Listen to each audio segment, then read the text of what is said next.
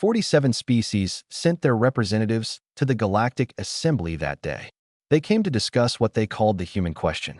For 30 years, these strange newcomers had been quietly building colonies on the outer rim. Now someone had to decide what to do about them. Consul Mirren Vass of the Solari stood before the gathered diplomats. Her pale blue skin showed the stress marks of someone who had not slept in days.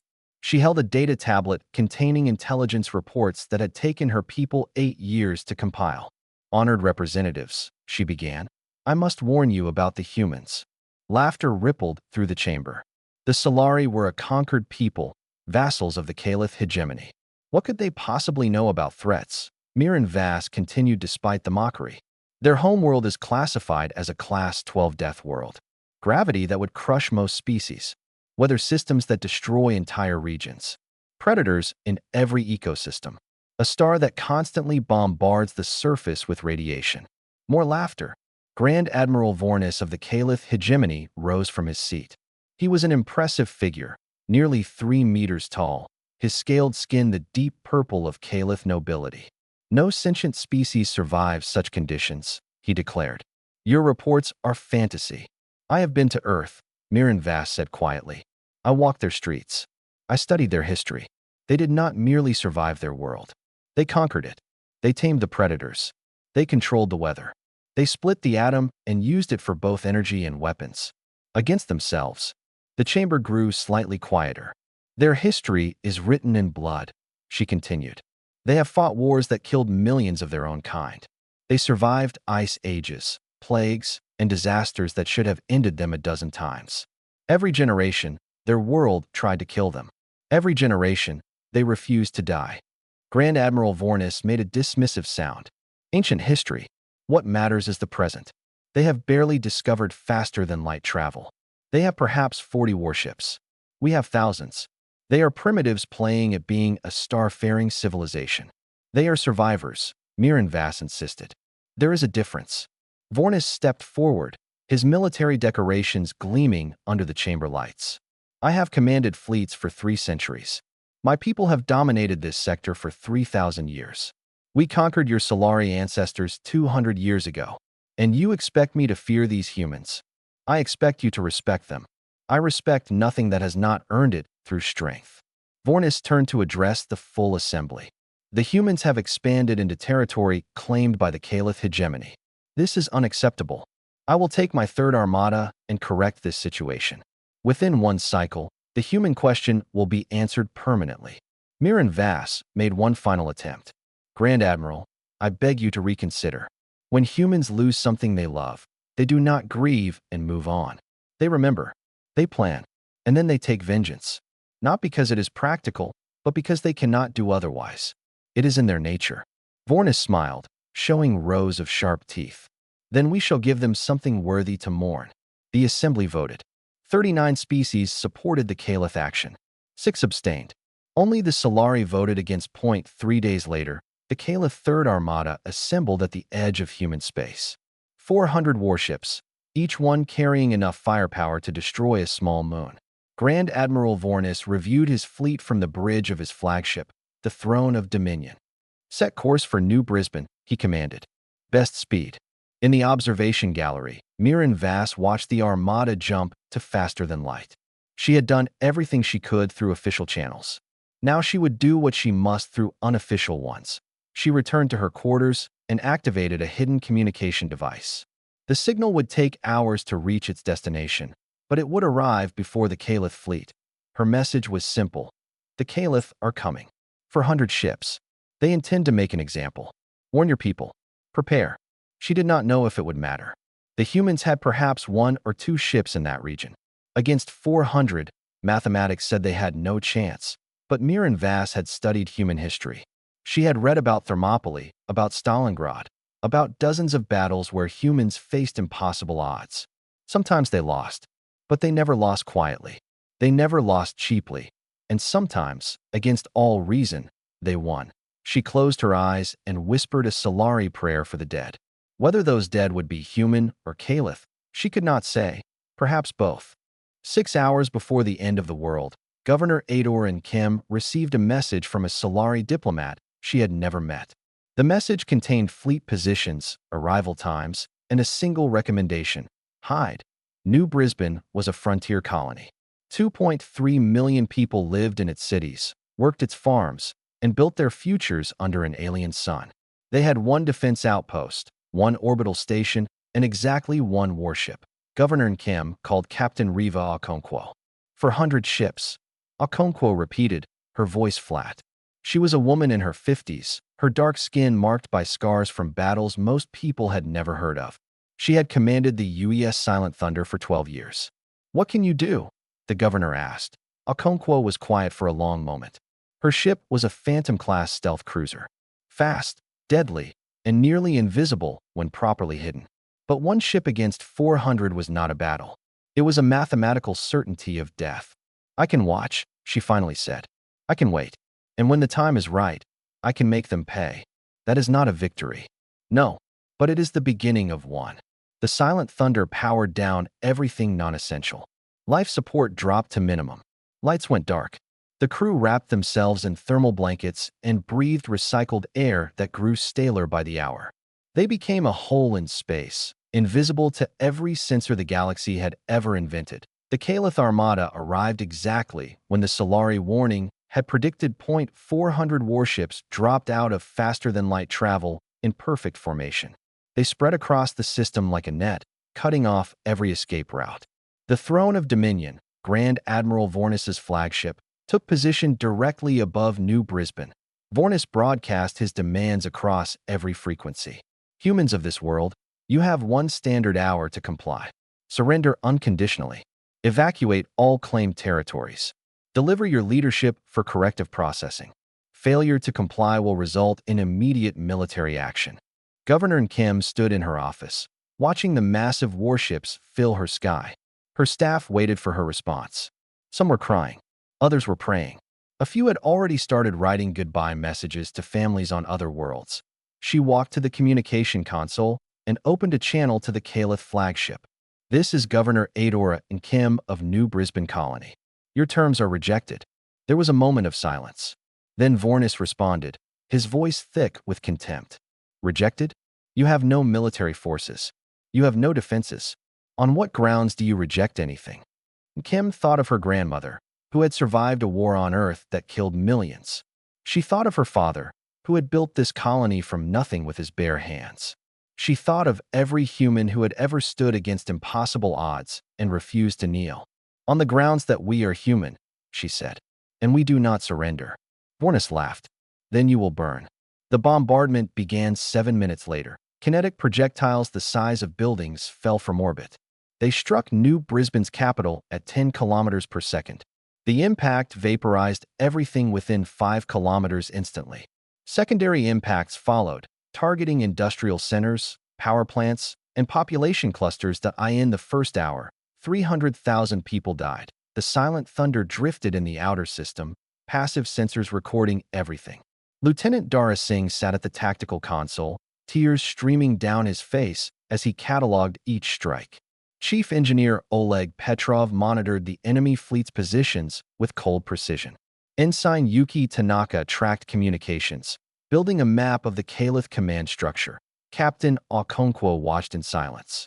Her hands gripped the arms of her command chair so tightly that her knuckles went white. Every instinct told her to attack, to do something, anything. But she had learned patience in harder schools than this. Captain, Singh whispered, we have to act. Not yet. People are dying. I know. Okonkwo's voice was barely audible. And every one of them will be remembered. Every one of them will be avenged. But not today. Today we watch. Today we learn. Today we become the ghosts that will haunt these monsters for the rest of their very short lives. The bombardment continued for 6 hours. When it finally stopped, New Brisbane's major cities were craters.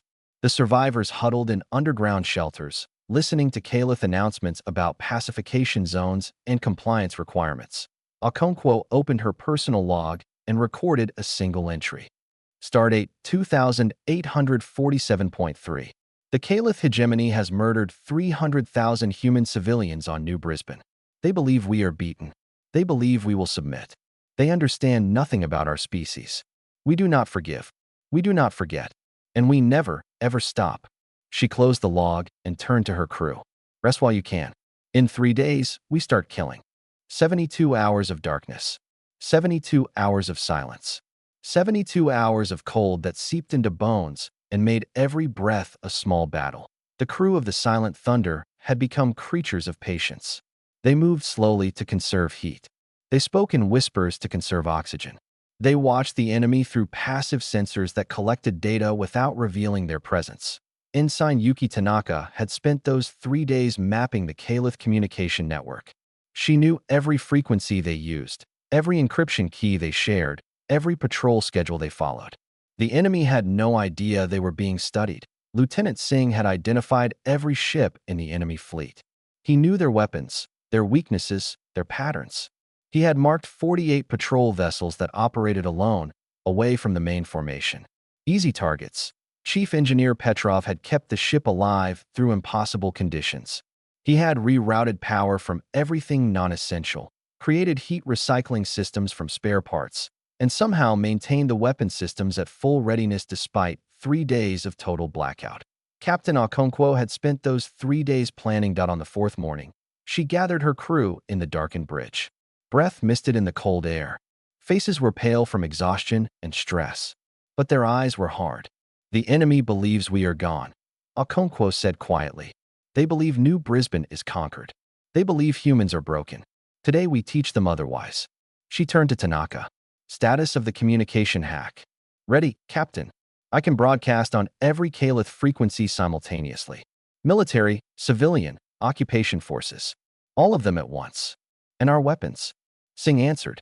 48 missiles locked and ready. Each one targeted at a different patrol vessel. I have calculated firing solutions that will let us launch from maximum stealth range and disappear before they can track us. Okonkwo nodded slowly. Then we begin.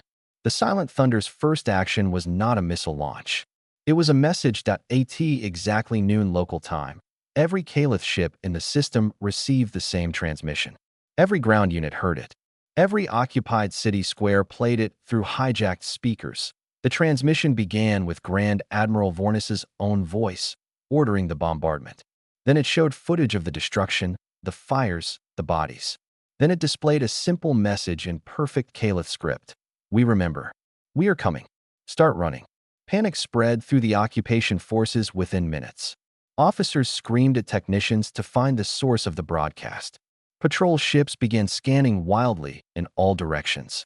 Ground troops looked to the skies with sudden fear. They found nothing. The Silent Thunder had already moved to its attack position, drifting silently through a debris field that had once been a civilian cargo station.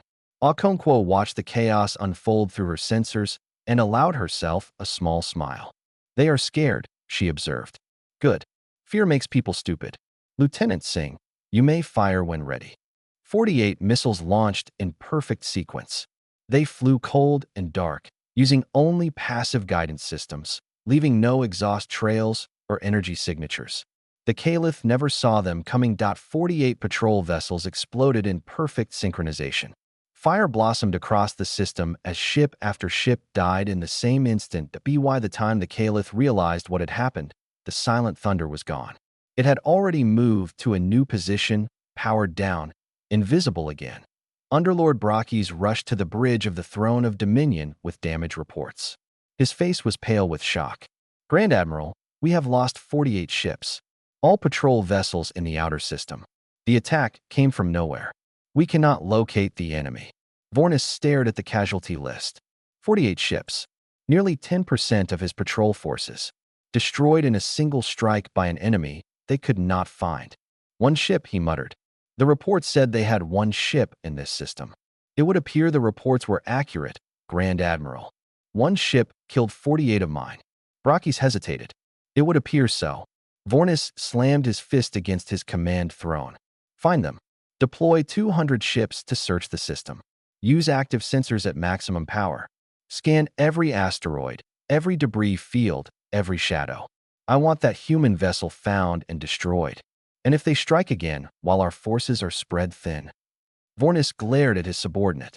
Then we will lose more ships. But eventually we will find them. Mathematics is on our side. They cannot hide forever. Brockies bowed and left to relay the orders that I in the outer system. Captain Okonkwo reviewed the damage reports from her attack. 48 enemy ships destroyed. 0 human casualties. She allowed herself a moment of satisfaction before turning to the next phase of operations. They will hunt us now, she told her crew. They will spread out, search everywhere, try to flush us from hiding. This is exactly what we want. Singh frowned. How so? Okonkwo's smile was cold. Because hunters who spread out become prey themselves. And we have 200 more targets to choose from. The Caliph called it a search pattern.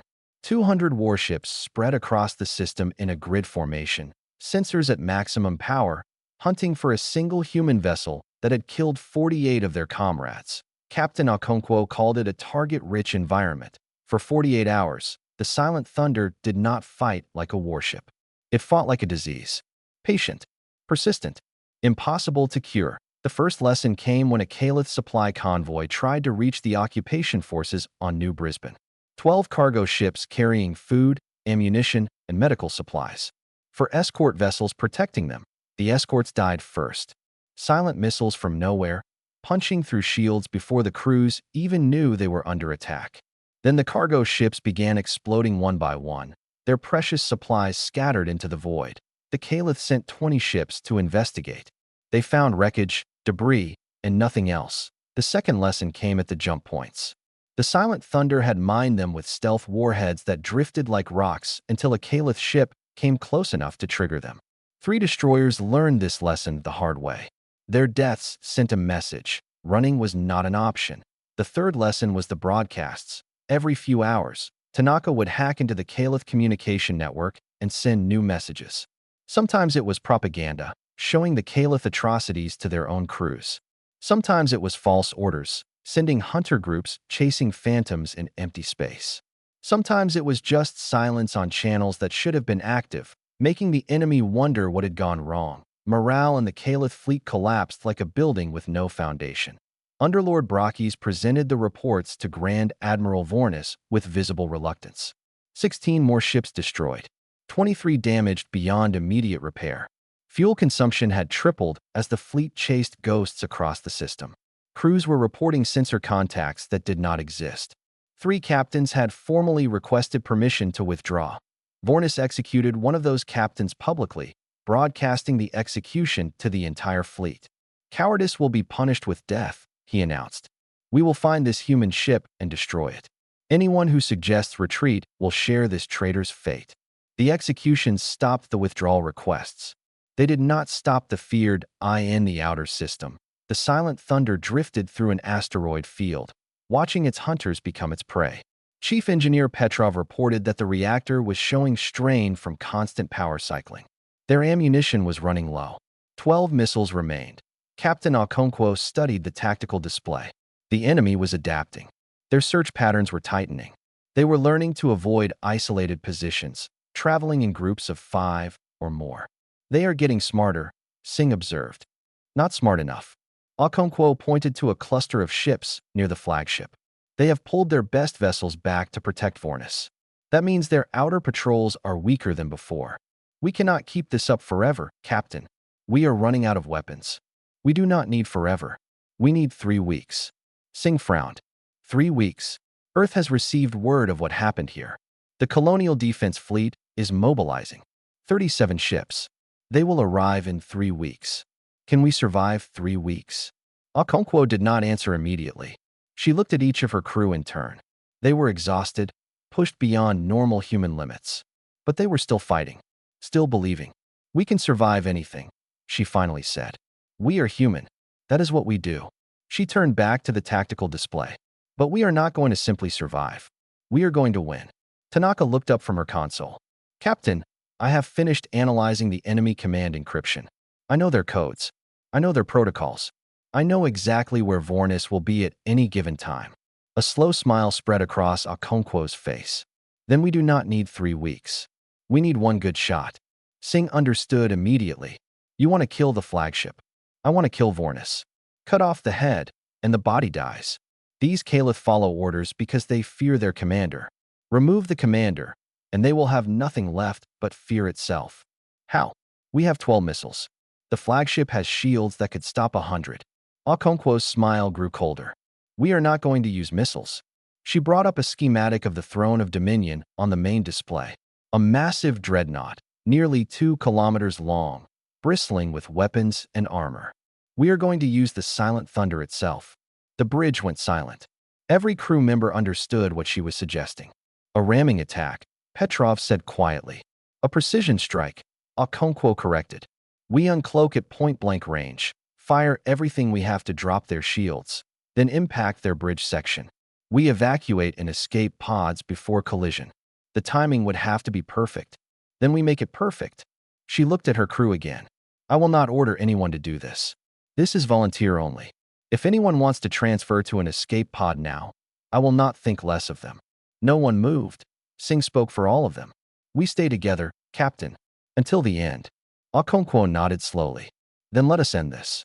The debris field had once been a civilian shipyard. Now it was a graveyard of twisted metal and shattered dreams. The Silent Thunder moved through it like a shark through dark water, invisible and patient. Ahead, the Throne of Dominion hung in orbit above New Brisbane. Grand Admiral Vornis had pulled his remaining fleet into a tight defensive formation around his flagship. 200 ships protected him now, their sensors pointed outward, searching for the ghost that had killed so many of their brothers. They were looking in the wrong direction. Captain Okonkwo guided her ship through the debris with careful precision. Every piece of wreckage provided cover. Every shadow hid their approach. They had been crawling toward the flagship for 16 hours, moving so slowly that the enemy sensors registered nothing unusual. Now they were close. Too close for the Caliph to react in time. Distance to target, Okonkwo said quietly. Singh checked his console. For kilometers and closing. We are inside their minimum sensor range. They cannot see us unless we power up. Weapon status. All 12 missiles armed and ready. Main guns charged. Point defense systems online. Okonkwo nodded. Engineering. Petrov's voice came through the internal comm. Reactor is ready for full power burn. When you give the word, I will give you everything this ship has. Once. After that, the reactor will need several minutes to cycle. We will only need a few seconds. Okonkwo turned to Tanaka. Communications? Ready to broadcast our final message. And I have preset the escape pod navigation systems. Once we evacuate, the pods will scatter in 12 different directions. The enemy will not be able to track them all. Good. Okonkwo stood and walked to the center of the bridge. Everyone listened carefully. In approximately 3 minutes, we are going to uncloak less than 2 kilometers from the largest warship in this system. We will have perhaps 20 seconds before their weapons can track us. In those 20 seconds, we need to fire all weapons, drop their shields, and set a collision course for their bridge. She paused. The timing will be tight. The escape window will be narrow. But we have trained for this. We have prepared for this. And we will execute this. Singh raised his hand. Captain, I have a request. Speak. Let me stay aboard to ensure the collision course remains true. The autopilot might not be enough. Okonkwo shook her head. No. I told you before, we are soldiers, not martyrs. Everyone leaves. The ship can handle itself for the final seconds. Captain, that is an order, Lieutenant. Singh fell silent, but his jaw was tight with frustration. Okonkwo returned to her command chair. Take us in. Silent approach, minimum power. When I give the word, light up the night. The Silent Thunder crept forward through the last kilometers of debris. The Throne of Dominion grew larger in the viewport, its massive bulk blocking out the stars. Running lights traced patterns across its hull. Weapon batteries rotated slowly, scanning for threats that they would never see coming 0.2 kilometers, 0.1.5 kilometers, 0.1 kilometer. Okonkwo could see individual windows on the enemy flagship now. She could see the bridge section, a raised command tower near the ship's center. That was her target. That was where Vornis would be standing, confident in his superiority, blind to the death approaching him. All hands to escape pods, she ordered. Preset evacuation sequence. 30-second countdown. The crew moved quickly and quietly. They had practiced this dozens of times. Each person knew exactly where to go, exactly what to do. Within moments, everyone was strapped into their assigned pods. Okonkwo was the last to leave the bridge. She paused at the door, looking back at the ship that had been her home for 12 years. The ship that had carried her through countless battles. The ship that was about to become a weapon one final time. "Thank you," she whispered. Then she ran for her own escape pod. The countdown reached 0 at the Silent Thunder's reactor surged to full power in a single heartbeat. Stealth systems dropped. The ship appeared on every sensor in the system simultaneously, a sudden presence where nothing had been before. Grand Admiral Vornis was on his bridge when the alarms began screaming. He looked up at the tactical display and saw something impossible. A human warship, less than 1 kilometer away, already firing Point 12 missiles streaked across the gap in less than a second. They struck the throne of Dominion's shield generators in a concentrated pattern designed to overload rather than destroy. The shields flickered, stuttered, and collapsed. The Silent Thunder's main guns fired next. Plasma bolts tore into the unprotected hull, ripping through armor and bulkheads. Secondary explosions blossomed along the dreadnought's spine. Then the human ship itself began to move. Not away, toward. Vornis understood in that final moment. He saw the name painted on the approaching hull. UES Silent Thunder. He saw the escape pods launching, scattering like seeds in the wind. He saw the bridge section of the human vessel aimed directly at his own that he tried to give orders. He tried to command his fleet to respond. But there was no time. There had never been time. The Silent Thunder struck the throne of Dominion at 300 meters per second. The collision tore both ships apart. Fire bloomed in the darkness of space. 2 ships, locked together in death, tumbled slowly through the void. The throne of Dominion's bridge section was simply gone, vaporized in the collision.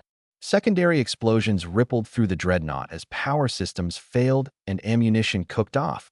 Grand Admiral Vornis died, without ever understanding what had happened. His final transmission, recorded by nearby ships, contained only 3 words in his native tongue. "This cannot be." But it was. And the consequences were immediate. Underlord Brockes took command of the fleet by default. He watched the flagship burn and felt something he had never experienced in 3 centuries of military service. Genuine fear. "All ships, defensive formation," he ordered. "Locate the human escape pods and, sir." His tactical officer's voice was shaking. "The crews are not responding." "What do you mean?" "I mean they are running, sir. 40 ships have already broken formation and are heading for the jump points. More are following." Brockes looked at the tactical display. He saw chaos. Ships fleeing in every direction. Comm channels flooded with panic transmissions. A fleet that had dominated this sector for 3,000 years was disintegrating before his eyes that he tried to rally them. He broadcast orders, threats, promises. Nothing worked. The crews had watched 400 ships become 300, then 200. They had watched an enemy they outnumbered 400 to 1 tear them apart with patience, cunning, and finally a suicide strike that had killed their supreme commander. They had had enough. Within 6 hours, the Caliph Armada was gone. The remaining ships scattered across a dozen jump points, fleeing back to hegemony space. They left behind wreckage, debris, and the burning corpse of the greatest warship their civilization had ever built on New Brisbane. The survivors emerged from their underground shelters to witness something impossible. Empty skies. The enemy was gone. 3 weeks later, the Colonial Defense Fleet arrived. 37 human warships dropped out of faster-than-light travel, expecting a desperate battle. They found only wreckage and an occupied world waiting to be liberated. Captain Okonkwo and her crew were recovered from their escape pods after drifting for 19 days. They were dehydrated, starving, and half-frozen from failing life support systems. But they were alive. All of them.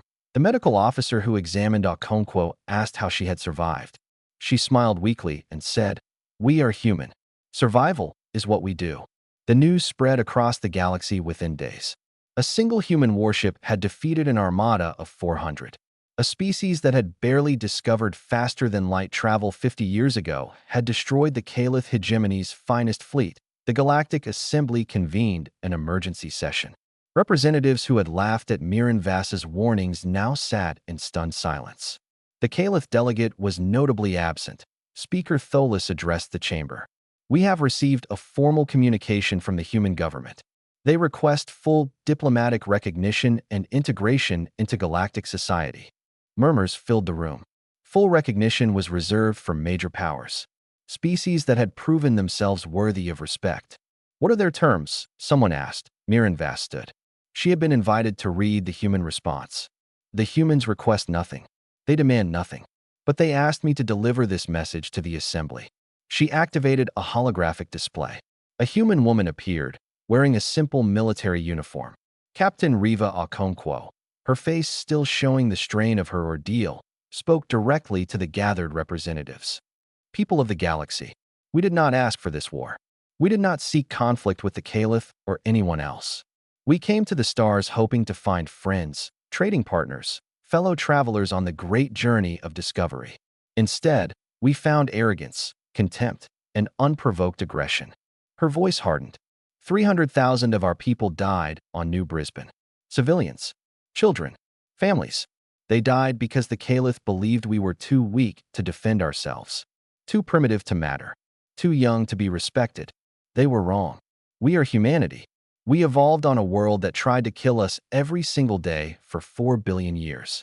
We survived ice ages, plagues, predators, and our own worst impulses. We are not the strongest species in this galaxy. We are not the most advanced, but we are the most stubborn, the most determined, the most unwilling to accept defeat. Leave us in peace, and we will be the best friends you ever had. We will trade with you, learn from you, share our discoveries with you. We will stand beside you against any threat. But make war upon us. Threaten our people? Murder our children? Her eyes seemed to look directly at each representative in turn. And we will be the last enemy you ever face. The transmission ended. The assembly voted unanimously to grant humanity full diplomatic recognition. The Caliph hegemony withdrew from all territories within 50 light-years of human space. 46 species sent ambassadors to Earth within the year. In the observation gallery, a lone Caliph delegate watched the proceedings. He had not been authorized to speak or vote. He was there only to witness. When the final vote was tallied, he bowed his head and wept, not for his people's defeat, for the realization that they had brought this upon themselves, and that the galaxy would never be the same.